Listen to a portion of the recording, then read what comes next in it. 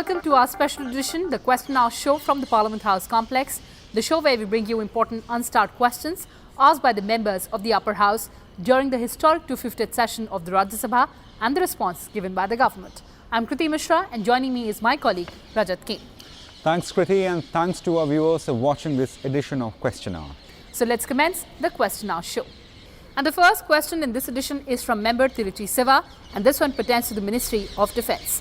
And the member has asked the government about the percentage of defence equipment produced in the domestic arena for defence purposes by the Defence Research and Development Organisation, or the DRDO. Replying, the government said DRDO is engaged in development of defence technologies covering various disciplines like aeronautics, armaments, electronics, combat vehicles, engineering systems, instrumentations and even missiles. All the defence equipment designed and developed by DRDO are manufactured by India industry, private, public and ordnance factories. The relevant technical know-how for the same is provided to industries through transfer to transfer. During last 3 years, around 300 licensing agreements for transfer of technology have been signed with Indian industries, wherein 270 LATOTs, that is transfer of technologies, have been signed with private industries. Now, DRDO being technology developer, there is no distinction between core and non-core products. However, to facilitate transfer to industry, technologies are categorized into categories. The first category is category A, which comprises military technologies only, whereas second category is B, which comprises of dual-use technologies that have civilian applications also in commercial market as spin-off.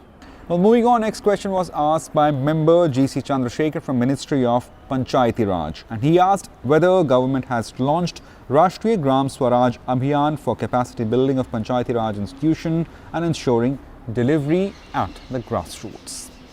Well, the response given by the government to the question asked by member GC Chandrasekhar is an affirmative, and the government goes on to say that in order to develop and strengthen governance capabilities of Panchayati Raj institutions and also to achieve the sustainable development goals as envisaged by the United Nations, the government has launched the core centrally sponsored scheme of RASHTRIYA SWARAJ ABHIYAN, or RGSA, which is being implemented for a period of 4 years from 2018-19 to 2021-22 with a total outlay of 7,255 crore rupees.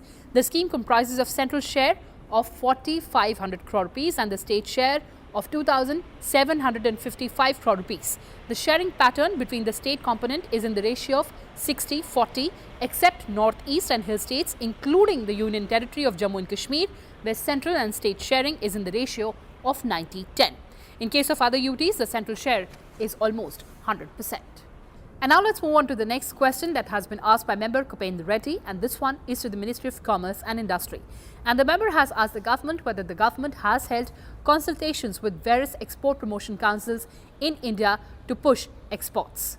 When they replied, the government said Department of Commerce holds regular meetings and interaction with export promotions councils, it's also referred to as EPCs, to discuss issues and problems faced by exporters and way to promote exports.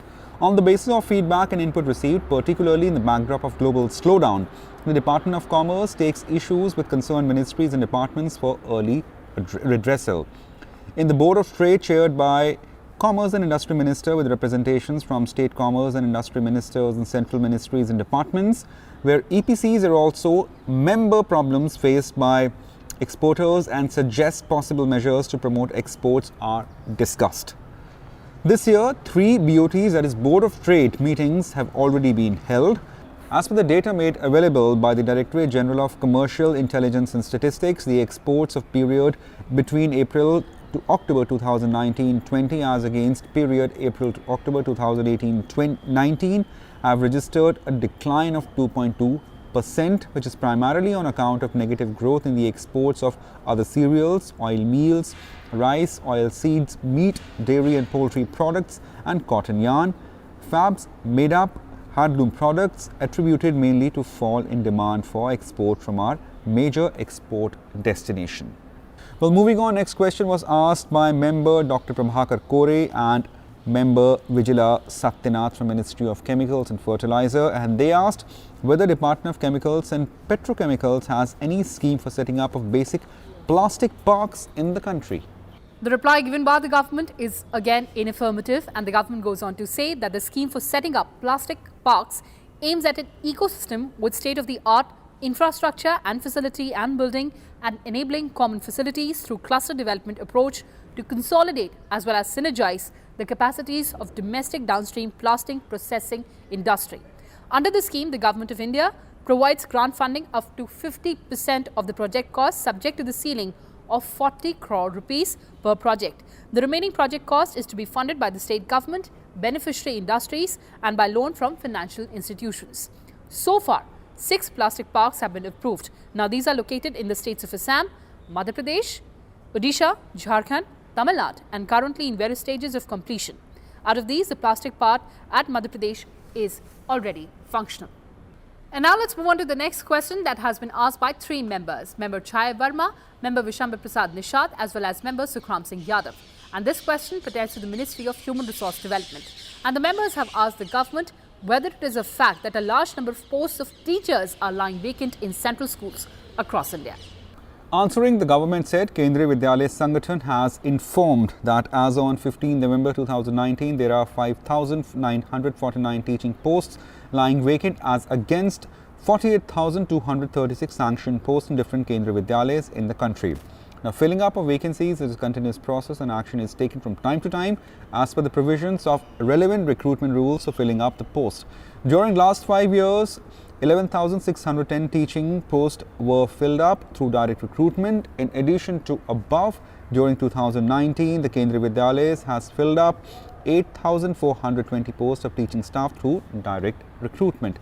Now, Kendriya Vidyalaya Sangathan has informed that as on 31st October 2019, there are 5,073 contractual teachers working in KVs all over the country against vacant posts.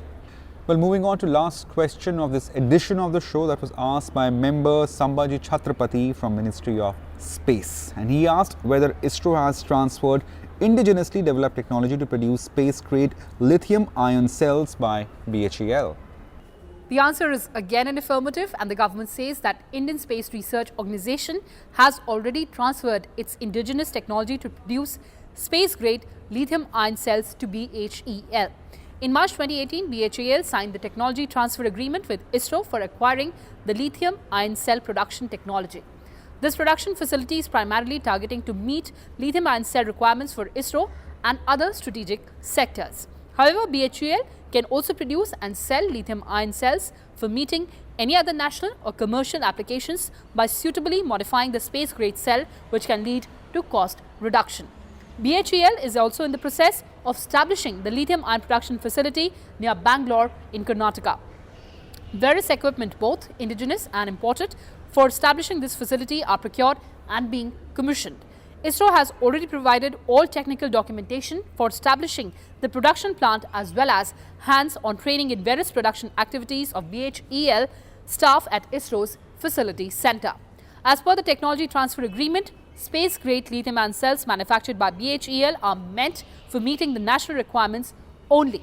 However, BHEL can sell the space-grade lithium-ion cells to parties outside India after obtaining prior written consent from Indian Space Research Organisation. Well, that's all we had for you in this edition of Question Hour. Thanks for watching and stay tuned to Rajya Sabha, because on the other side we'll have Prashn Kal in Hindi with our colleagues Arvind Singh and Kriti Singh.